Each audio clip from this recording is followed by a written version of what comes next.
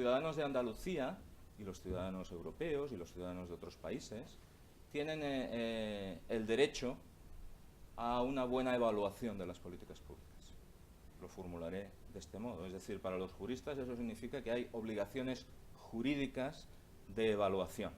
Por tanto, ya no nos movemos en el campo de lo, bueno, deseable o hipotético, nos movemos ya en un campo, si quieren, más firme. Claro, el intríngulis está en saber qué significa ese derecho y cuáles son esas obligaciones, que es lo que yo intentaré decirles ahora muy brevemente. Que es un tema importante, en fin, lo dicen muchas instituciones, gente mucho más cualificada que yo, a nivel internacional. ¿Por qué es importante? Bueno, es importante porque, de nuevo, esta mañana han surgido temas vinculados a la evolución en la gestión pública, la evolución de las democracias, porque hay muchas normas, muchísimas. Nadie, en fin, puede conocer el conjunto de normas, se lo digo yo. Aquí tienen un cómputo en el caso español, pero es igual, si van a sus países y preguntan, si alguien se ha tomado la molestia de contar, es imposible conocer todas las normas, ¿no? ¿Por qué hay tantas normas? Bueno, porque a veces es preciso que una política pública tenga esa traducción normativa, otras veces no, otras veces es deseable que no haya norma para el desarrollo de la política pública y, por tanto, la evaluación puede concluir que es que no hace falta una norma. Lo cierto es que ese marasmo normativo, esa hemorragia normativa, llena, diríamos, nuestras sociedades de basura normativa. Como en el espacio hay satélites flotando, pues tenemos basura normativa flotando que entorpece el desarrollo de un buen gobierno y de una buena administración, ¿no? Implica, desde luego, gasto público, implica carga sobre la actividad privada. Tienen aquí unos índices de actividad regulatoria en el caso español.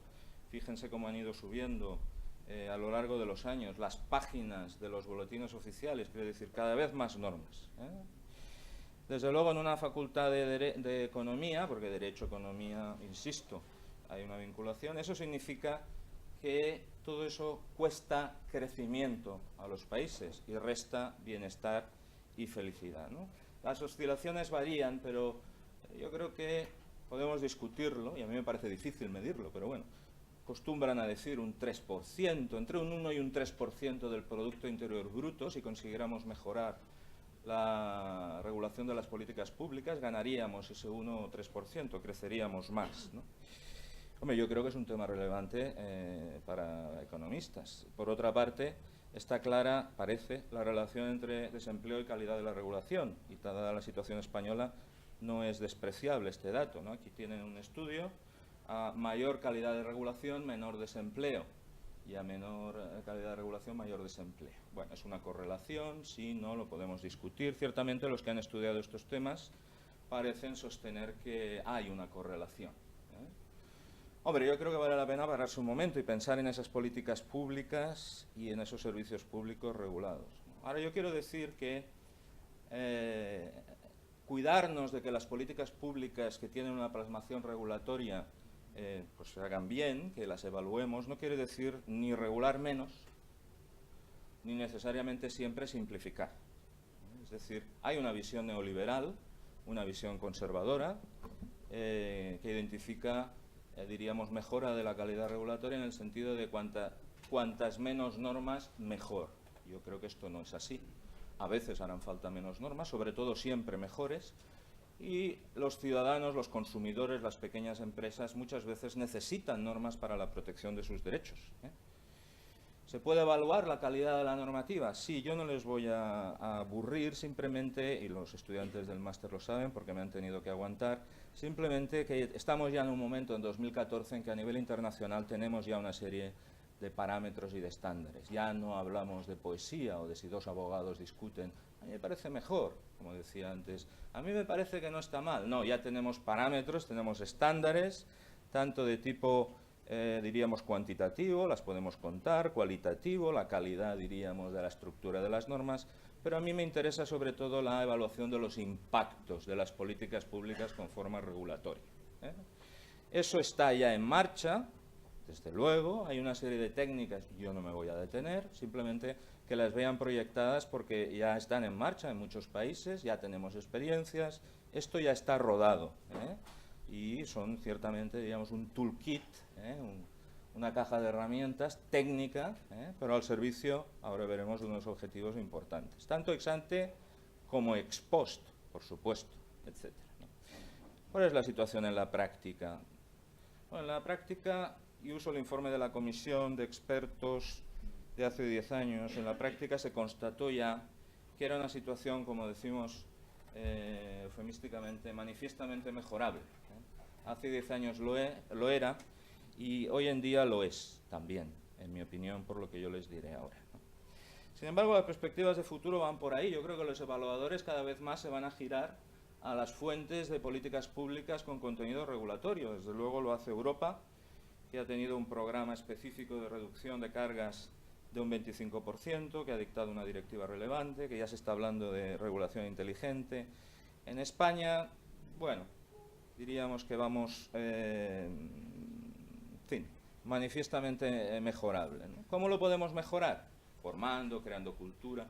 Yo lo he comentado al profesor Osuna antes. No tengan reparos, no tengan complejos. Yo creo que economistas, sociólogos, politólogos, lo hablamos también con Gregorio, juristas, hemos de trabajar conjuntamente. ¿Cómo van a persuadir a la administración del Estado de que evaluar es importante y de que evaluar normas lo es también? Pues tendrán que convencer a los abogados del Estado. Y los abogados del Estado no son sociólogos, no son politólogos, no son economistas, son juristas. Tendrán que convencer a los letrados de parlamentos. Tendrán que convencer a esos cuerpos tradicionales con esa imagen burocrático-weberiana. Lo del management y la gobernanza todavía vamos moviéndonos, pero están en la burocracia weberiana. Y esa es la roca que hay que pulverizar. Y los que venimos de una formación jurídica no tenemos ninguna receta mágica, pero les queremos ayudar y les queremos, es decir, trabajar conjuntamente. Porque son ustedes, los que no son juristas, los que tienen que evaluar. Y los juristas son los que tienen que entender que la evaluación es importante, que ellos no deben evaluar, pero deben entender que la evaluación es importante. Por tanto, preguntas y acabo. ¿La evaluación debe quedarse en el marco de la consultoría o debe institucionalizarse? Bueno, yo en lo que se refiere a políticas públicas, diríamos, con formato regulatorio, creo que debe institucionalizarse por razones de su importancia. Eso no quita de que naturalmente deba y pueda existir colaboración por parte del know-how que no esté institucionalizado. Pero ahora veremos ejemplos internacionales, se está institucionalizando y hay países que hace décadas que lo tienen ya institucionalizado. Poder ejecutivo o legislativo. Paula hablaba de poder ejecutivo. Yo, claro, me centro en este aspecto. Yo diría poder ejecutivo y legislativo. Tenemos ejemplos internacionales de poder ejecutivo y legislativo. En el ámbito del poder legislativo, sí, elaboración de leyes. Porque el legislador no es soberano. El mito del legislador soberano no existe, y lo sabemos bien en España como miembros de la Unión Europea. No existe el mito del legislador soberano. El legislador no puede hacer no importa qué de cualquier manera. Hay una Constitución que lo vincula, por mucha mayoría democrática que tenga. Tiene obligaciones constitucionales de buen gobierno y de buena administración que debe respetar. Tenemos ejemplos en Estados Unidos, la GAO desde hace prácticamente un siglo, en Francia, oficinas parlamentarias. El País Vasco tuvo un proyecto de elaboración en el ámbito parlamentario de una especie de oficina de evaluación que no prosperó. Yo creo que Andalucía, y otras comunidades autónomas, por supuesto, deberían reflexionar sobre ello. Si se hace en el Ejecutivo, ¿qué carácter? Yo creo que lo más independiente posible y lo más transversal posible. Lo más independiente posible y lo más transversal posible. El informe de expertos dijo que la creación de la agencia en su momento era una ventana de oportunidad, recuerdo una frase de Joan Subirats, ¿no? Era una ventana de oportunidad para trabajar en este sentido, ¿no? Yo creo que la agencia hizo un excelente trabajo, lo hablábamos con Ana también, elaboró una traducción del manual de costes estándar, hizo varios trabajos, estaba bien, pero de repente, lo hablábamos también, la cosa terminó. ¿Y por qué terminó? Bueno, terminó porque en el año 2009, la misma norma que institucionalizó, porque estableció obligatoria la evaluación de impacto normativo, le quitó las competencias a la agencia. ¿Hizo bien, hizo mal? Podemos debatir. Yo creo que hizo mal, que fue un error. ¿Por qué lo hizo? Yo tengo mis teorías. que no son grandes construcciones teóricas, sino muy apegado al momento político, etcétera, ¿no? Yo creo que la agencia ahí podía haber hecho, desde luego, un trabajo de meta-evaluación muy interesante. Si se hace en el legislativo, ¿pueden haber contradicciones con otros órganos? Mi respuesta es no. Nadie en España está haciendo de forma transversal una metaevaluación de las evaluaciones de políticas públicas con formato regulatorio. ¿Cuál es dedicación y objetivo? Monopolización. Yo digo, aquí existen varias posibilidades, ¿no?, sobre cómo diseñar esas unidades. Tenemos el ejemplo catalán, se ha salido el ejemplo de Evalua, un consorcio de derecho público, pueden consultar el link. Tenemos también en Cataluña la Autoridad Catalana de la Competencia, que hace evaluación regulatoria en aspectos de competencia. Tenemos en Presidencia, Departamento de la Presidencia, una unidad, una oficina incardinada allí, que está haciendo también regulaciones, tienen otro link. En Inglaterra tienen una unidad en un departamento inglés.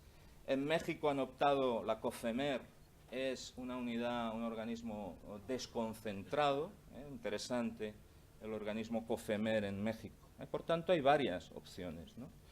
¿Deben evaluar directamente o no? Yo creo que el gran sentido está en las metaevaluaciones, Así lo dijo la comisión de expertos, preparación y desarrollo de metodologías, apoyo técnico, formación. Y sin duda buena falta nos hace, porque terminando ya, hablaba esta mañana que mi opinión era que en España en los últimos años había habido una carnicería social, es sinceramente lo que pienso.